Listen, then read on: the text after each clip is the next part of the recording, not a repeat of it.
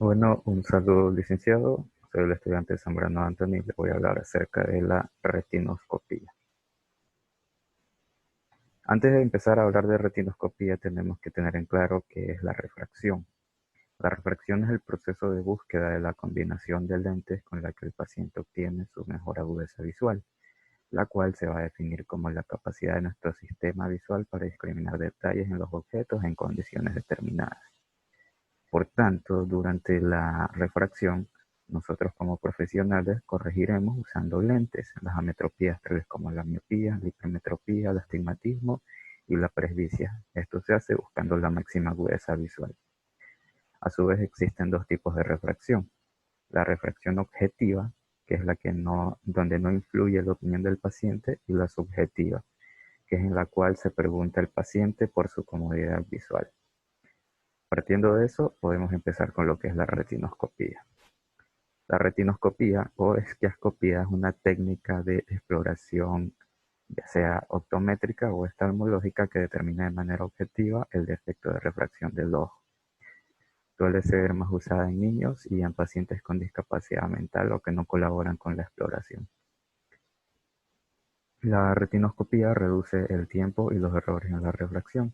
Además, por ser un método objetivo, como ven aquí, resulta muy útil al momento de que la comunicación con el paciente se ve comprometida por un sinnúmero de factores. También permite detectar irregularidades tanto en la córnea como en el cristalino y opacidades en estos medios. Para hacer la retinoscopía se usa un instrumento llamado retinoscopio.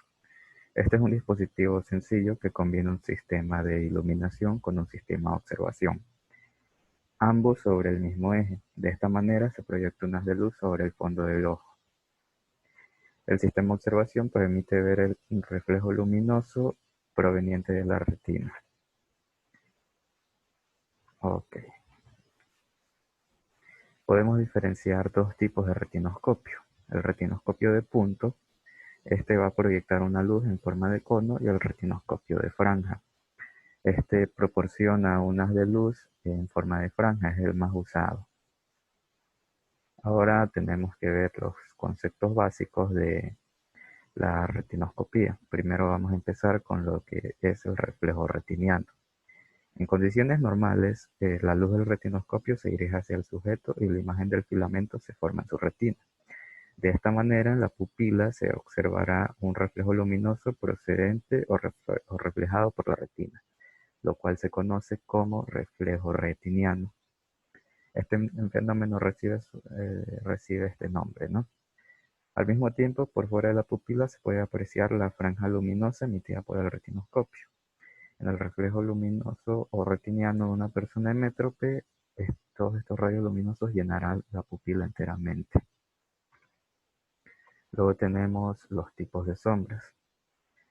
Tenemos las directas y las inversas. Se definen sombras directas cuando el movimiento de la franja de la luz emitida por el retinoscopio y también el movimiento de la luz emitida por la retina del ojo tienen la misma dirección, como vemos aquí, un ejemplo de las sombras directas. Y por el contrario, se habla de sombras inversas cuando presentan direcciones opuestas, como se ve aquí. Luego tenemos los tipos de espejos que tiene el retinoscopio. Tenemos el espejo plano y el espejo cóncavo. Tienen particularidades estos tipos de espejos, porque en el plano los movimientos inversos significarán miopías y los movimientos directos significarán hipermetropías, mientras que en el espejo cóncavo los movimientos directos significarán miopías y los movimientos inversos significarán hipermetropías. Luego tenemos otro punto importante respecto a la retinoscopía, que es la neutralización. Como sabemos, el objetivo de la retinoscopía es neutralizar las sombras con la ayuda de lentes, las cuales serán positivas en el caso de sombras directas o negativas para sombras inversas, hasta que no se aprecie movimiento de alguna sombra. El punto de neutralización se consigue cuando se sitúa el punto remoto del sujeto en la apertura del retinoscopio, de manera que todos los rayos emerjan de la retina del ojo examinado. Aquí estamos viendo un ejemplo de cómo se va llegando al punto de neutralización. Y aquí también vemos un ejemplo de cómo se vería un ojo con astigmatismo. El reflejo de la luz no coincide con la franja del retinoscopio.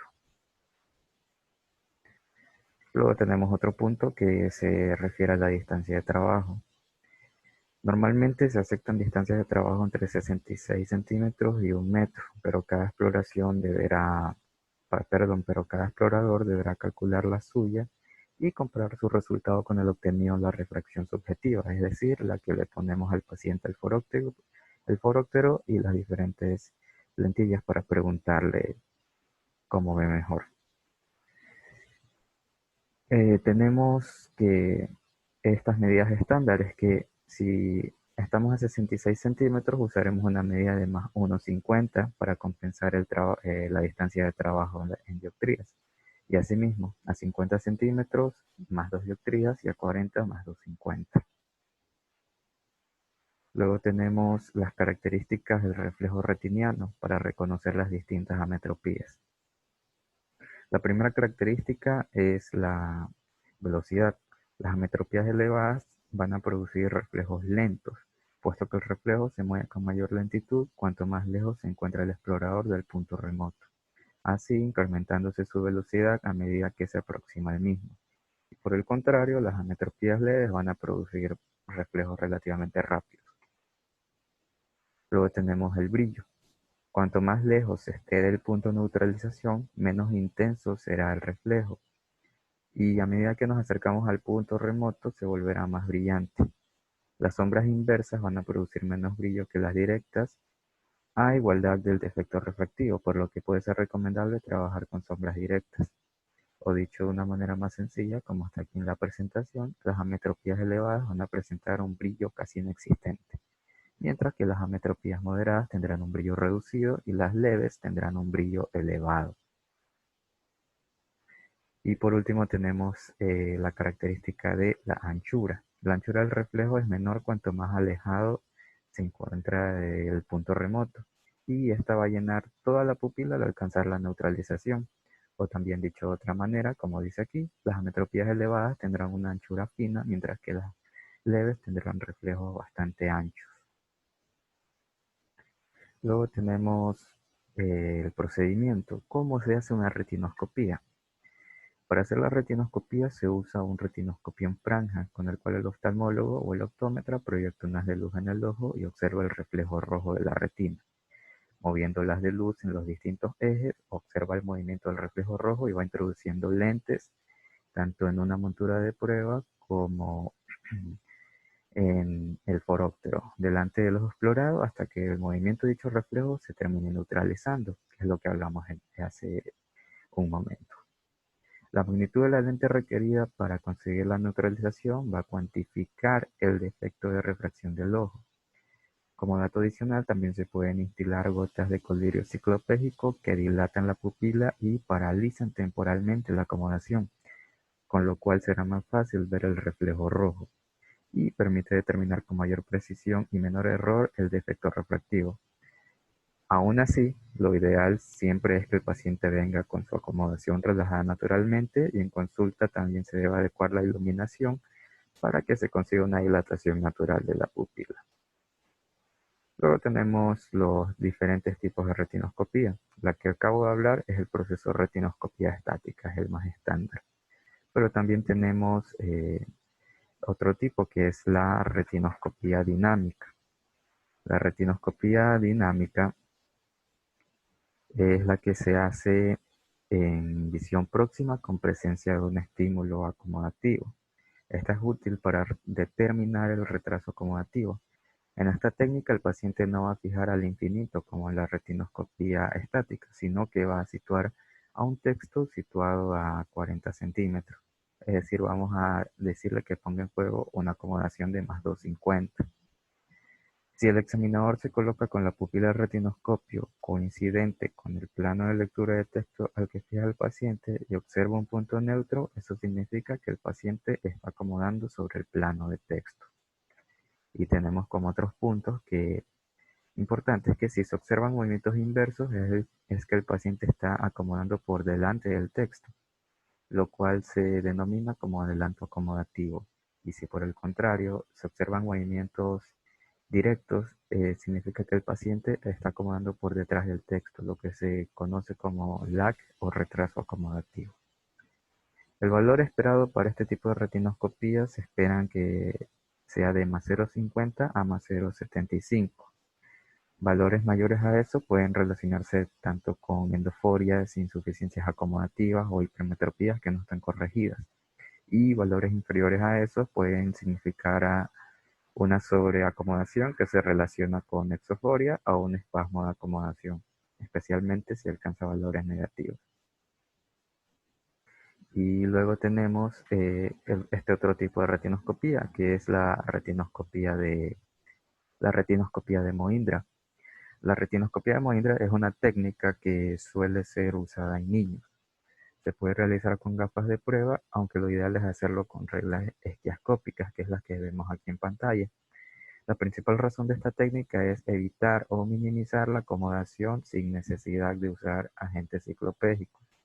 Esta no requiere otro tipo de lejos y se hace en absoluta oscuridad. La única excepción es la luz del retinoscopio, donde va a tener que mirar el niño. Se trabaja a 50 centímetros y se hace de manera monocular, neutralizando los movimientos como la retinoscopia estática. Y al resultado bruto se le restan 1,25 dioptrías y se obtiene así el resultado neto de la retinoscopia. Bien, luego tenemos otra técnica que es la técnica de NOT. Esta va a tener como propósito medir el retraso acomodativo en condiciones binoculares. Cabe recalcar que las siguientes técnicas son derivados de la retinoscopía dinámica.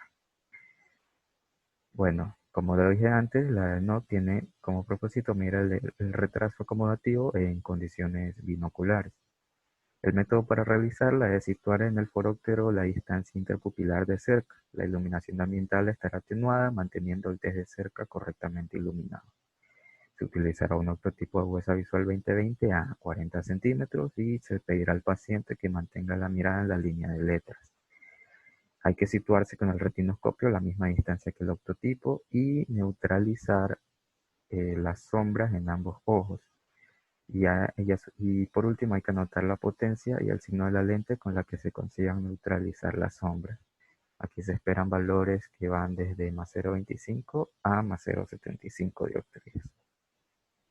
Luego tenemos la retinoscopía de MEM, o por sus siglas que serían método de estimulación monocular.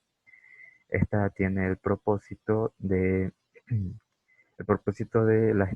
ver la estimación del retraso acomodativo en condiciones monoculares y también comprobar el balance acomodativo en cerca. Para su realización, esta se va a hacer con las mismas condiciones ambientales que la retinoscopia de NOT, pero aquí las lentes utilizadas para neutralizar las sombras se sitúan delante de los ojos durante unos 2 segundos y se aprecia el movimiento de las sombras y se retiran. Así se pretende no alterar el estado acomodativo binocular del paciente. Como vemos aquí en la imagen, se están usando flippers acomodativos. Y de aquí en esta se van a esperar valores de, al igual que la anterior, de más 0,25 a más 0,75. Y por último tenemos la retinoscopía de Bell o retinoscopía de campana. Esta tiene como propósito evaluar el estado acomodativo en condiciones de lectura reales, es decir, sin usar el foróptero. Para su realización, el sujeto sostiene una tarjeta de lectura convenientemente iluminada a su distancia de lectura habitual. La iluminación ambiental estará levemente reducida y si se aprecian sombras directas, acercar el texto hacia el sujeto hasta que aparezcan sombras inversas. Hay que anotar la distancia en la que las sombras empiezan a cambiar y hay que repetir en el otro ojo. Por lo general se acepta que las sombras inversas aparezcan entre los 35 y los 40 centímetros. Listo, eso es todo. Muchas gracias.